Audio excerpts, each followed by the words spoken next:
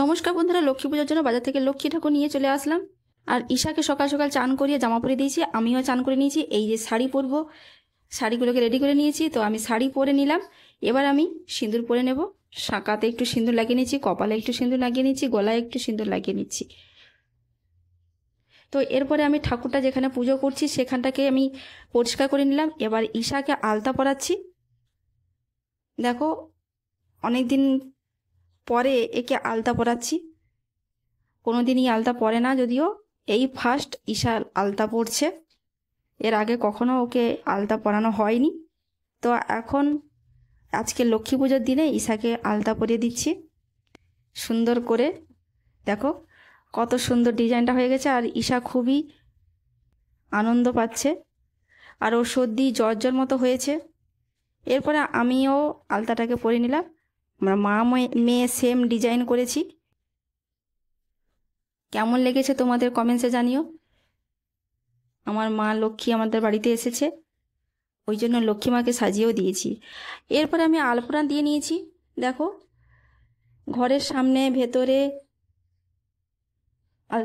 আলপনা এঁকে নিয়েছি। এরপরে এই যে মায়ের পায়ের ছাপও এঁকে নিয়েছি। আমার লক্ষ্মী পুজো করতে খুবই ভালো লাগে, কিন্তু বাচ্চার জন্য কয়েক বছর করাই হয়নি। আমার খুবই আনন্দ লাগে এই সমস্ত আলপনা দিতে, পুজো করতে, ঘর সাজাতে খুবই ভালো লাগে।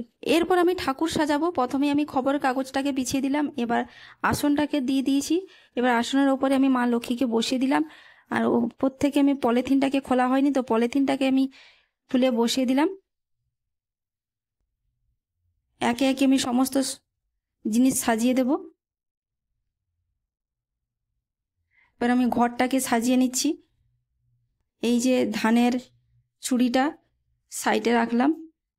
এবার ঘরটাকে আমি আম শাখা দিয়ে সাজিয়ে নিচ্ছি। আর ওই পাশে ধুনোচি, নারকেল ছোবড়া রেখে দিলাম, ধুনো রেখে দিলাম। আর এই সাইডে নাড়ু। এবার প্লেটটাকে নিলাম, প্লেটে করে আমি সমস্ত যা যা এনেছি মায়ের জন্য প্রসাদ সবগুলো সাজিয়ে নেব। আর এই যে ফুল মিষ্টি সাইডে করে রেখে দিচ্ছি।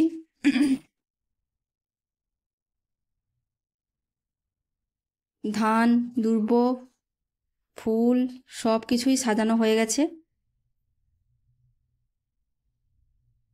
দেখো, আর এই সাইডে বসে আছে। আরও আমার সাজানো বাকি আছে। তো পুজোটা আমার কমপ্লিট হয়ে গেছে। কেমন হয়েছে দেখো, এই যে সাজিয়েছি। ছোট্টখাট্টোভাবে পুজো করেছি, তেমন কিছু ভালোভাবে পারিনি যদিও। বাচ্চা নিয়ে বাচ্চা কান্না করছে, ওর শরীরটাও ভালো নেই, জ্বর সর্দি কাশি মতো হচ্ছে, চিৎকার করছে, সেই জন্য আমি আর ভালোভাবে করতে পারলাম না। আর ভুল ত্রুটি হলে মা লক্ষ্মী ক্ষমা করে দেয়। আর তোমাদেরকে বলছি, ভিডিওটা যদি ভালো লেগে থাকে একটা লাইক কমেন্টস করে পাশে থেকো। Bye bye.